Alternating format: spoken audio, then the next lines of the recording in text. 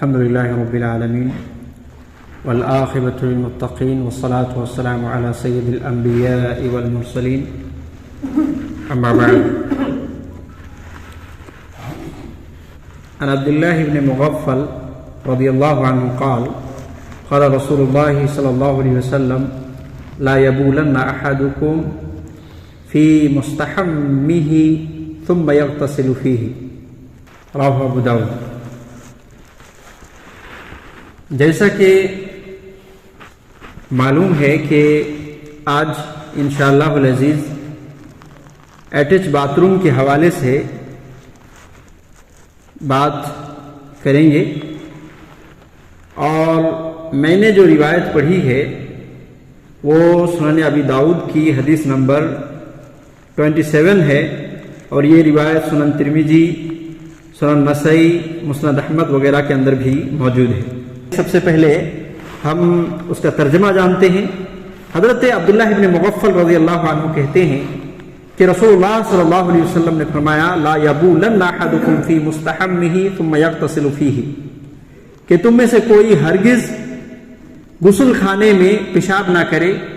ثم یغتسل فیہ، پھر اس میں غسل کرے. یعنی اللہ کے رسول صلی اللہ علیہ وسلم یہ کہہ رہے ہیں کہ تم میں سے کوئی غسل خانے میں پیشاب نہ کرے، اور پیشاب نہ کرے اور پھر اس کے بعد پھر وہ غسل کرے، یہ بھی نہ کرے. مسند احمد کی ایک روایت ہے جس میں یہ کہا گیا ہے ثم یتوضأ فیہ فإن عامۃ الوسواس منہ، پھر اس میں وضو بنائے، اس لیے کہ عام وسوسے اسی سے ہوتے ہیں. یعنی اس میں یہ کہا گیا کہ ایسا نہ کرے کوئی غسل خانے میں پیشاب کرے اور پھر اسی میں وضو بنائے، کیونکہ عام وسوسے اسی کی وجہ سے ہوتے ہیں. ایک تیسری روایت جو ابو داؤد کی حدیث نمبر 28 ہے 28، اور سنن نسائی کے اندر بھی یہ روایت موجود ہے، صحیح روایت ہے. حمید بن عبد الرحمن حمیری کہتے ہیں کہ میری ملاقات ایک ایسے شخص سے ہوئی جو نبی صلی اللہ علیہ وسلم کی صحبت میں اسی طریقے سے رہا جیسے کہ ابو ہریرہ رضی اللہ عنہ آپ صلی اللہ علیہ وسلم کی صحبت میں رہے. اس نے کہا کہ نہا رسول اللہ صلی اللہ علیہ وسلم ان یمتشط احدنا کل یوم او یبول فی مغتسلہ. اللہ کے رسول صلی اللہ علیہ وسلم نے منع فرمایا کہ ہر دن آدمی اپنے سر کے بالوں میں کنگھی کرے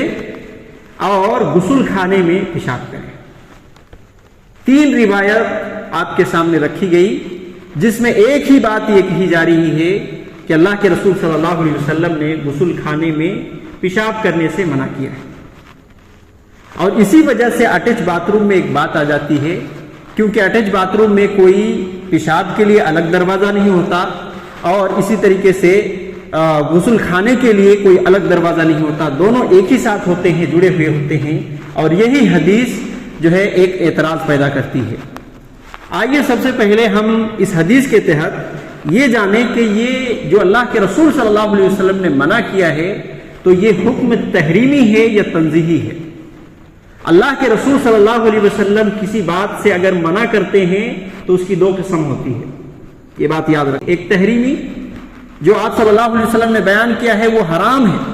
اور دوسری قسم تنزیہی. تنزیہی کا مطلب یہ ہوتا ہے کہ وہ کام نہ کرنا بہتر ہے، افضل ہے، مگر کر لیا جائے تو کوئی گناہ نہیں، کوئی حرج نہیں. اس کی ایک مثال میں آپ کو دیتا ہوں حدیث رسول ہی سے کہ سنن ابی داؤد کی ایک روایت ہے، سنن نسائی کے اندر بھی یہ روایت موجود ہے اور صحیح روایت ہے. اللہ کے رسول صلی اللہ علیہ وسلم نے فرمایا کہ کوئی عورت کسی مرد کے غسل کے بچے ہوئے پانی سے غسل نہ کرے، اور کوئی مرد کسی عورت کے بچے ہوئے پانی سے غسل نہ کرے. یہ آپ صلی اللہ علیہ وسلم نے منع کر دیا. دوسری ایک روایت جو ابن عباس رضی اللہ تعالیٰ عنہ سے مروی ہے، صحیح مسلم کے اندر موجود، اللہ کے رسول صلی اللہ علیہ وسلم کے بارے میں یہ کہا گیا کہ آپ صلی اللہ علیہ وسلم نے حضرت میمونہ رضی اللہ عنہا کے بچے ہوئے غسل کے بچے ہوئے پانی سے آپ صلی اللہ علیہ وسلم نے غسل کیا. ایک روایت ہم یہ دیکھ رہے ہیں کہ رسول اللہ صلی اللہ علیہ وسلم منع کر رہے ہیں، دوسری روایت ہم دیکھ رہے ہیں کہ رسول اللہ صلی اللہ علیہ وسلم خود اپنی بیوی کے بچے ہوئے پانی سے غسل کر رہے ہیں. تو یہاں یہ نہیں کہ ٹکراؤ ہے، بلکہ آپ صلی اللہ علیہ وسلم نے جو پہلی بات منع کی تھی وہ تحریمی نہیں تھی، تنزیہی تھی. اور دوسری حدیث میں جو رسول اللہ صلی اللہ علیہ وسلم نے میمونہ رضی اللہ عنہا کے بچے ہوئے پانی سے غسل کیا وہ استحباب کے لیے تھا اور لوگوں کو یہ بتانا تھا کہ میری امت کی سہولت کے لیے یہ عمل ہے کہ امت کی سہولت کے لیے اللہ کے رسول صلی اللہ علیہ وسلم نے اس طریقے سے غسل کیا اور امت کے اوپر سہولت فراہم کی. تو میں یہ کہنا چاہ رہا تھا کہ نہیں کی دو قسم ہے. اللہ کے رسول صلی اللہ علیہ وسلم کسی بات سے روکیں تو اس کی دو قسم ہے, پہلی تحریمی اور تنزیہی. تو یہ جو ہم یہاں پہ اللہ کے رسول صلی اللہ علیہ وسلم نے فرمایا کہ لا یبولن احدکم فی مستحمہ, کہ کوئی شخص تم میں سے غسل خانے میں پیشاب نہ کرے, تو یہ تحریمی ہے یا تنزیہی؟ سب سے پہلی چیز یہ. تو آئیے ہم اس معاملے میں دیکھتے ہیں محدثین کی نظر میں کیا ہے. امام ترمذی رحمہ اللہ نے اس حدیث کو نقل کرنے سے پہلے جو باب قائم کیا ہے وہ کیا ہے؟ باب ما جاء فی کراہیت المغتسل. اور اسی طریقے سے امام ابن ماجہ رحمہ اللہ نے اس روایت کو نقل کرنے سے پہلے جو باب قائم کیا ہے باب کراہیت البول فی المغتسل. تو یہاں کراہیت کا لفظ بتایا گیا ہے. امام ترمذی رحمہ اللہ نے بھی اور امام ابن ماجہ رحمہ اللہ نے بھی یہی باب قائم کیا ہے کہ کراہیت اس بات پر کہ غسل خانے میں پیشاب کرے آدمی, حرام نہیں کہا. تو یہاں کراہیت یہ بات دلالت کر رہی ہے کہ محدثین نے اس کو جو سمجھا ہے یہ نہیں یہ تحریمی نہیں ہے, نہیں یہ تنزیہی ہے. اب یہ جاننے کے بعد پوری باتوں کا خلاصہ ایک ہی بات نکلی کہ یہ جو اللہ کے رسول صلی اللہ علیہ وسلم نے غسل خانے میں پیشاب کرنے سے منع کیا ہے وہ حرام پر دلالت نہیں کر رہی ہے, تنزیہی پر دلالت کر رہی ہے کہ آدمی اگر وہ اس طرح نہ کرے تو بیسٹ ہے, اگر کر لے تو کوئی گناہ نہیں, حرج نہیں, جائز. دوسری بات یہ ہے کہ ہم اس حدیث میں دیکھیں کہ رسول اللہ صلی اللہ علیہ وسلم نے جو منع کیا ہے وہ اس کی وجہ کیا ہے, اس کا سبب کیا ہے. کیونکہ سبب کے پائے جانے سے بھی بہت ساری چیزیں ہوتی ہیں. مثلا کسی سبب کے بنا پر اللہ کے رسول صلی اللہ علیہ وسلم کوئی چیز سے روک دیتے ہیں, اگر وہ سبب ہٹ جائے تو پھر وہ منع نہیں رہ جاتی. اس کی مثال میں پھر ایک حدیث میں آپ کو پیش کرتا ہوں. اللہ کے رسول صلی اللہ علیہ وسلم کے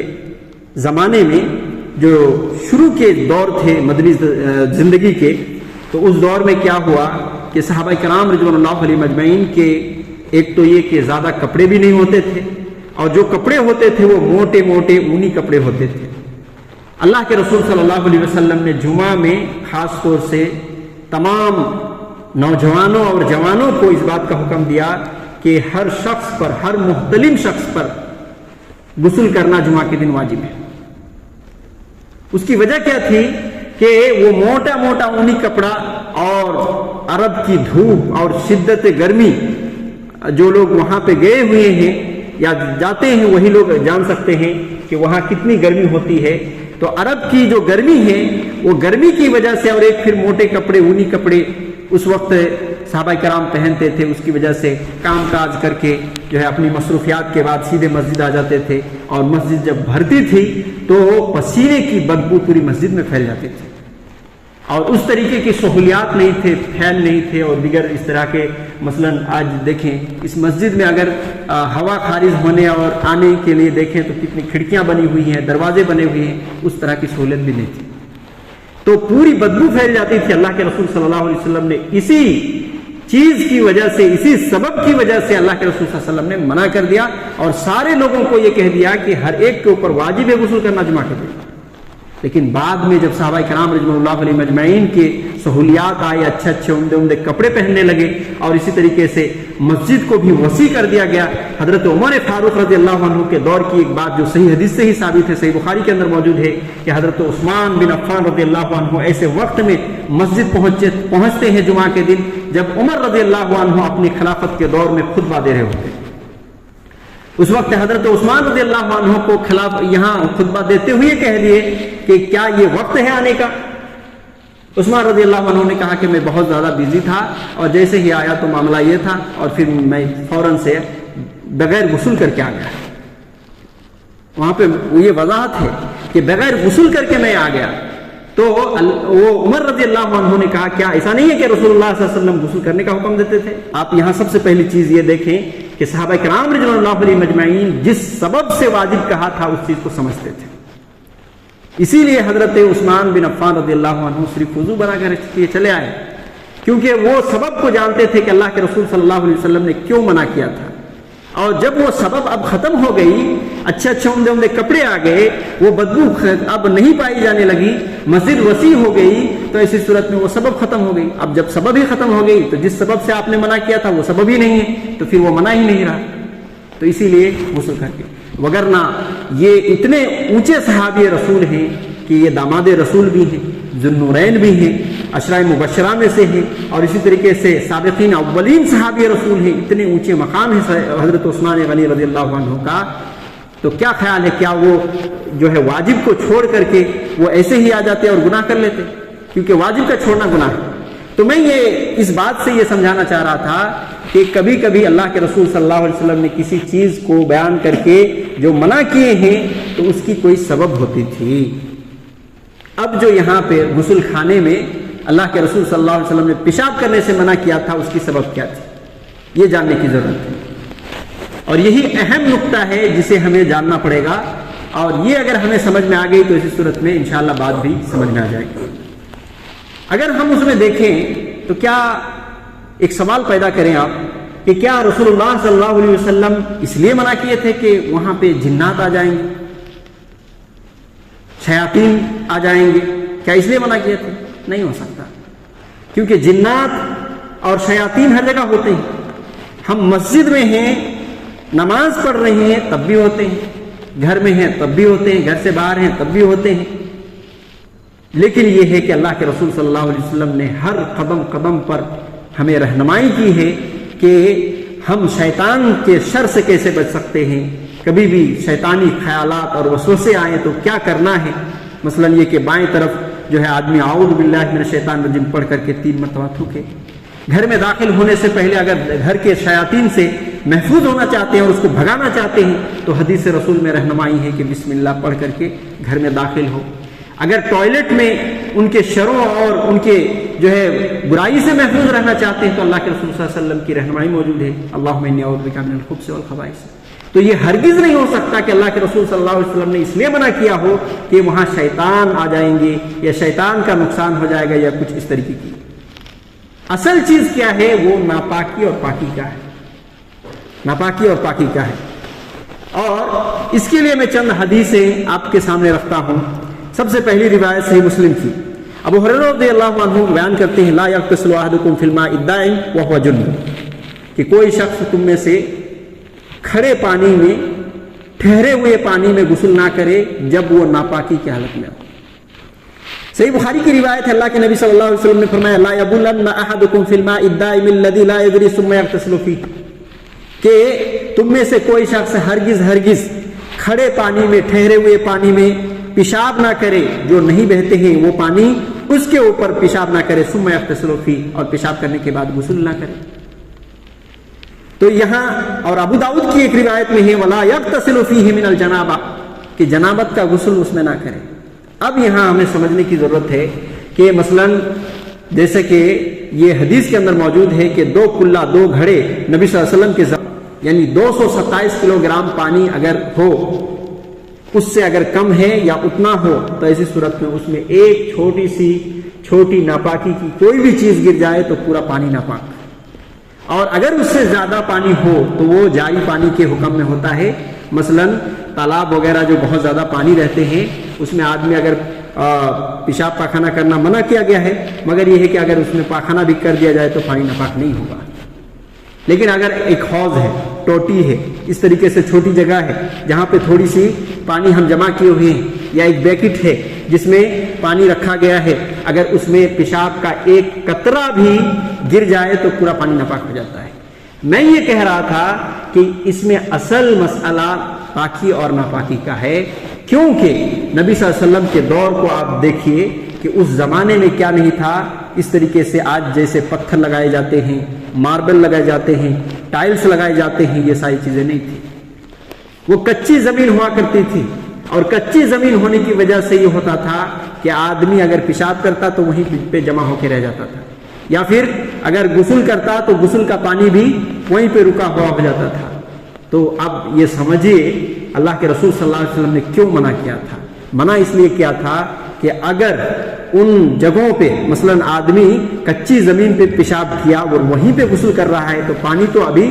گیا نہیں، وہ تو بہانے سے بھی وہ پوری طریقے سے بہا نہیں، اب یہ ہے کہ وہ پانی رہ گیا، اگر ہم غسل کر رہے ہیں تو اس کے چھینٹے ہمارے جسم میں آئیں گے، اس کے چھینٹے ہمارے کپڑوں میں آئیں گے، اس کے چھینٹے ہم جس پانی میں غسل کر رہے ہیں اس میں بھی آ سکتے ہیں، ایک چھینٹا بھی اگر ہمارے اس پانی میں آ گئے تو جس مقصد کے لیے ہم غسل کر رہے ہیں پاکی حاصل کرنے کے لیے وہ پاکی ہو ہی نہیں سکتا، کیونکہ پہلے ہی آلریڈی ہم نے پانی کو ناپاک کر دیا ہے۔ تو اس وجہ سے اللہ کے رسول صلی اللہ علیہ وسلم نے غسل خانے میں پیشاب کرنے سے، کیونکہ ناپاکی کے بہت زیادہ خطرات ہوتے ہیں اس میں، اس وجہ سے آپ صلی اللہ علیہ وسلم نے منع کیا ہے۔ اب جب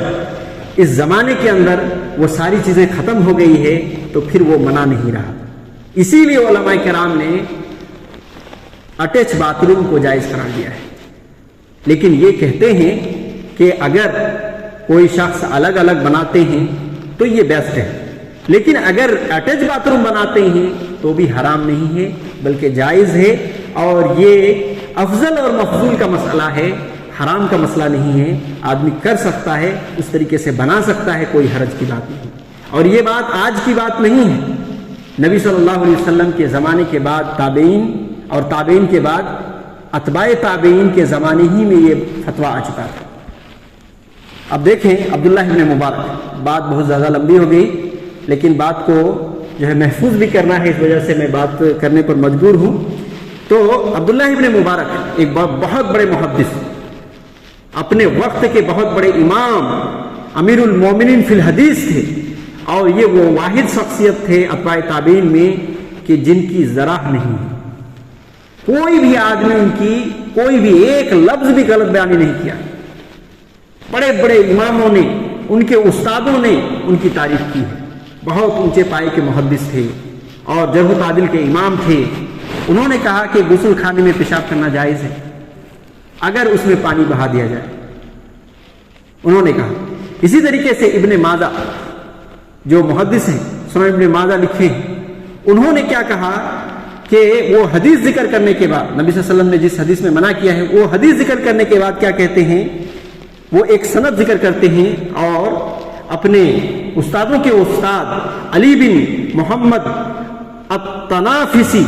یہ بھی ایک محدث تھے، وہ کہ ان کا قول نقل کرتے ہیں اور کہتے ہیں کہ